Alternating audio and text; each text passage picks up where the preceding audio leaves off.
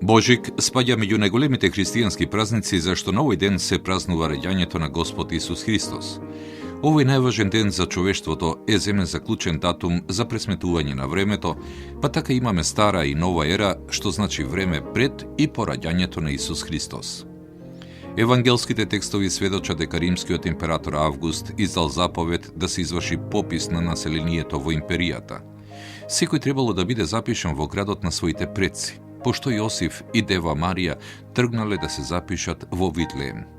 Кога пристигнале во Витлеем, за нив немало место во гостилниците и во куќите, зашто во градот имало многу народ дојден за пописот.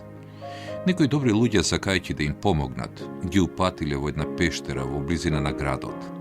Ноќта, силна светлина ја исполнила пештерата, но и околните ридови, пошто Света Дева Марија го родила својот син првенец, го повила и го ставила во јаслите.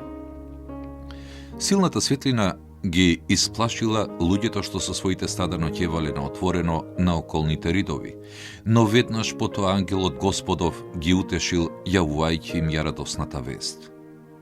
Не бојте се, еве, ви соопштувам голема радост, која што ќе биде за сите луѓе, зашто денеска ви се роди во градот Давидов Спасителот, кој е Господ Христос. И еве ви знак, ќе најдете повиен младенец што лежи во јасли. Луѓето веднаш отрчале во пештерата, каде што ги нашле Марија и Јосиф со богомладенецот. Му се поклониле, а потоа низ градот разгласиле за раѓањето на Спасителот. Веднаш потоа пристигнале и тројцата мудреци, следејќи ја необичната звезда, знакот за раѓањето на Спасителот, која што ги довела до пештерата, движејќи се пред нив кога тие оделе и стоејќи кога тие одморале.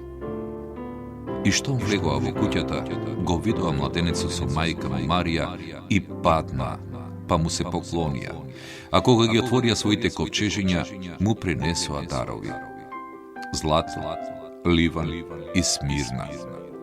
Овие дарови требало да предскажат дека новороденото дете е истовремено човек, тоа го значува смирната, мирото, Бог според ливанот, темјанот и цар според златото. Денес за Божиќ се задржани многу народни обичаи.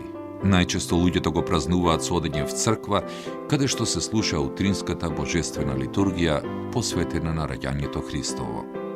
За овој ден најчесто се подготвува богата и свечена софра и се оди на честитање кај роднините.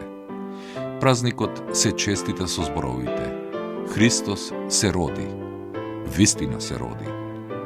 7 јануари, Рождество Христово, Божик.